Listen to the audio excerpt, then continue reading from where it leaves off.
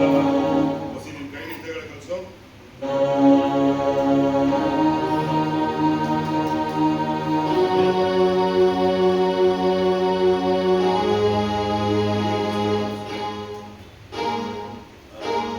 ತುಪ್ಪದ ವಾಸನೆ ಬರ್ತಾ ಇದೆ. ಹೌದಪ್ಪ, ಯಾಕಂದ್ರೆ ನೇನಾಗ ತದ್ದು ನೋವು ಕಾಣಬಾರ್ದು ಅಂತೇಳಿ ತುಪ್ಪ, ಬಾಳೆಹಣ್ಣು, ಸಾಬೂನು ಹಚ್ಚಿರ್ತೀವಿ. ನಮ್ಮಪ್ಪ ನನಗೆ ಹೇಳ್ಕೊಟ್ಟಿದ್ದು. ಎಲ್ಲರೂ ಸತ್ ಮೇಲೆ ಹಾಲು ತುಪ್ಪ ಹಾಕ್ತಾರೆ, ನೀವು ಮೊದಲೇ ತುಪ್ಪ ಹಚ್ಚಿ ಕಳಿಸ್ತಾ ಇದ್ದೀರಾ. ಸೇವೆ ಹೀಗೆ ನಡಿ.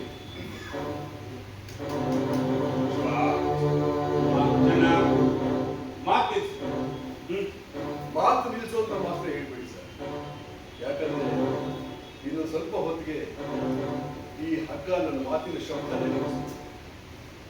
ನನ್ನ ನೇಣಿಗೆ ಹಾಕಿ ನನ್ನನ್ನ ಅಂದ್ರೆ ನನ್ನ ಶವನ ಹೊರಗಡೆ ಕಾಯ್ತಾ ಇರೋ ನನ್ನವರಿಗೆ ಹೋಗಿಸಿದಾಗ ನನ್ನ ತಾಯಿ ನನ್ನ ಮೈ ಮೇಲೆ ಬಿದ್ದು ಮಾತಾಡು ಚೆನ್ನ, ಮಾತಾಡು ಚೆನ್ನ ಅಂತ ಕೊಡುವ ಅಂತ ಅಳ್ತಾ ಇರ್ತಾರೆ. ನನ್ನ ಮಕ್ಕಳು, ಅಪ್ಪ ನಿನಗೆ ಜೈಲಿಂದ ಬಿಟ್ಬಿಟ್ಟೇನಪ್ಪ, ನಡಿಯಪ್ಪ ಮನೆಗೆ ಹೋಗೋಣ ಅಂತ ಚಪ್ಪಾಳೆ ತಟ್ಟಿ ಕೇಳ್ತಾರೆ. ನನ್ನ ಹೆಂಡತಿ, ರೇ ನನ್ನನ್ನು ಒಂಟಿಯಾಗಿ ಬಿಟ್ಬಿಟ್ಟು ನೀವೊಬ್ಬರೇ ಹೊರಟೋದ್ರ, ನನಗೆ ಯಾಕೆ ದಿಕ್ಕು, ನನ್ನ ಯಾಕೆ ಬಿಟ್ಟೋದ್ರಿ, ಮಾತಾಡ್ರಿ, ನಡೀರಿ ಮನೆಗೆ ಹೋಗೋಣ, ಮಾತಾಡ್ರಿ ಮಾತಾಡ್ರಿ ಅಂತ ಎದೆ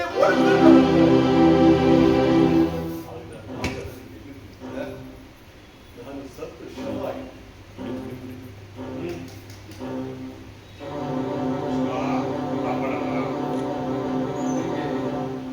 ಯೋಗ ಅಂದ್ರೆ ತುಂಬಾ ಪ್ರೀತಿ ಜಾರಿ ಇಷ್ಟ ಆಗ್ತದೆ. ಹೌದು,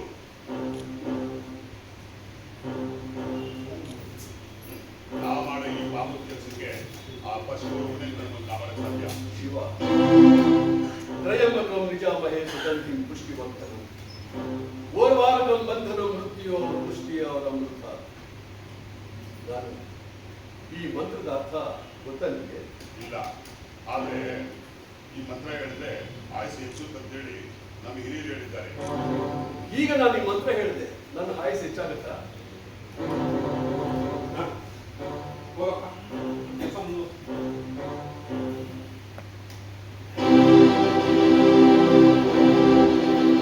ಇದೇನ್ ಸರ್, ಊರಿಗೆ ಹೊರಟಿರೋ ತಮ್ಮನಿಗೆ ಉಡುಗೊರೆ ಕೊಡ್ತಾರಲ್ಲ ಹೊಸ ಬಟ್ಟೆ, ಹಾಗೆ ಸರ್ ಇದು? ಜನ ನೀನು ಅಪಹಾಸ್ಯ ಮಾಡಬೇಡ, ನಮ್ಮನ್ನ ಚುಚ್ಚಬೇಡ. ನೀವು ಈ ಘೋರ ದೃಶ್ಯ ನೋಡಬಾರ್ದು ಅಂತ ನೀವು ಮುಖ ಮುಚ್ಚುತ್ತಾ ಇರೋದು.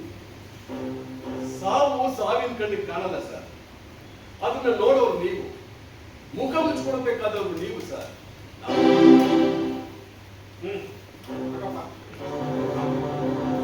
ಜನ ನಿನ್ನ ಮನೆ ಆಸೆ ಏನಾದ್ರು ಇದ್ರೆ ನನ್ನ ಮುಂದೆ ಹೇಳಿ, ಅಥವಾ ಎವರು ಬೇಡ್ಕೋದಿದ್ರೆ ಅದಕ್ಕೆ ಕಾಲಾವಕಾಶ ಇದೆ, ಹೇಳ್ತೀನಿ ಸರ್.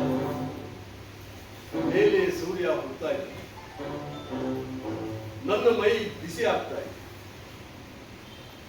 ಬಿಸಿ ಹತ್ತಕ್ಕೆ ಮುಂಚೆ ಬೆಚ್ಚಿಗೆ ಬಾಡಿದೆ. ಮೇಲೆ ಹಕ್ಕಿ ಪಕ್ಷಿಗಳು ಕೂಗ್ತಾ ಹಾರ್ತಾ ಇದೆ.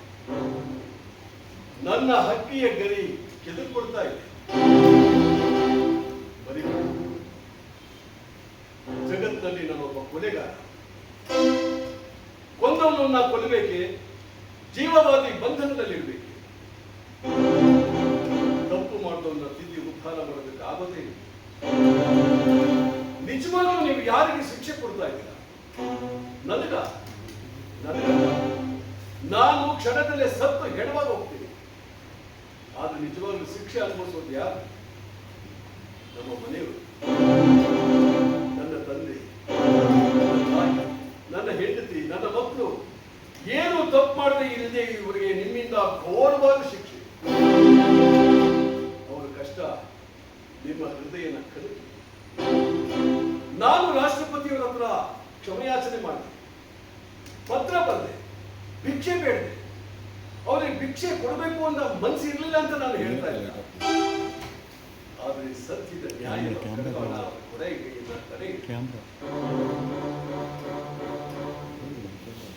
ಒಬ್ಬ ಕೊಲೆಗಾರನ ಕಾರಾಗೃಹದಿಂದ ಹೊರಗಡೆ ಕರ್ಕೊಂಡು ಬಂದು ಅವನ ಉದ್ಧಾರ ಮಾಡಿದ ಒಂದು ಚಿತ್ರ ದೋ ಅಂಕಿ ಬಾರ ಹಾತ್ ಅಂತ ನಾನು ಅನೇಕ ಪತ್ರಿಕೆಗಳಲ್ಲಿ ಆ ಚಿತ್ರ ಮಾಡಿದ ನಿರ್ದೇಶಕ ಆ ಕೊಲೆಗಾರನ ಮನಸ್ಸನ್ನ ಎಷ್ಟು ಚೆನ್ನಾಗಿ ಬಿಚ್ಚಿ ತೋರಿಸಿದ.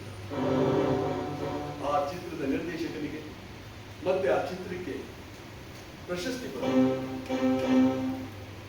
ಆ ಚಿತ್ರಕ್ಕೆ ಬಂದ ಪ್ರಶಸ್ತಿ ನಮ್ಮ ಬದುಕಿಗೂ ಬಂದ್ಬಿಟ್ರೆ ಬಹುಶಃ ಈ ಹಗ್ಗ ಇನ್ನು ಮುಂದೆ ಮಕ್ಕಳು ಮದುವೆ ತೊಟ್ಟಲು ಕಟ್ಟೋದಕ್ಕೆ ಮಾತ್ರ ಉಪಯೋಗ ಆಗುತ್ತೆ. ಈ ಹಗ್ಗದ ಕೊನೆ ನಾನೇ ಹಾಕು, ಈ ಹಗ್ಗದ ಕೊನೆ ನಾನೇ ಹಾಕ್ತೀನಿ ಅಂತ ನನಗೆ ಅನ್ನಿಸ್ತಾ ಇದೆ ಅಂತ ಹೇಳ್ತಾ ನನ್ನ ಮಾತನ್ನ ಮುಗಿಸ್ತಾ ಇದ್ದೀನಿ. ಸಂತೆಗೆ ಬಂದಿದ್ದೆ, ವ್ಯಾಪಾರ ಮಾಡಿದೆ, ಗಂಟು ಕಟ್ಕೊಂಡಿದ್ದೆ. ಈಗ ಮತ್ತೆ ನಾನು ಊರಿಗೆ ಹೋಗ್ತಾ ಇದ್ದೀನಿ, ದೂರದ ಊರಿಗೆ. ಮತ್ತೆ ಈ ಪ್ರಪಂಚಕ್ಕೆ ಬರ್ತಾ ಇರುವಂತ ದೂರದ ಊರಿಗೆ ಹೋಗ್ತಾ ಇದ್ದೀನಿ. ಈ ಲೋಕನೇ ಬಿಟ್ಟು ಹೋಗ್ತಾ ಇದ್ದೀನಿ ಅಂತ ಹೇಳ್ತಾ ಸರ್ ನನ್ನ ಮಾತನ್ನು ಮುಗಿಸ್ತಾ ಇದ್ದೀನಿ. ನಿಮ್ಮ ಕೆಲಸ ನೀವು ಮುಂದುವರಿಸಿ. ಜೈ ಹಿಂದ್, ಜೈ ಕರ್ನಾಟಕ.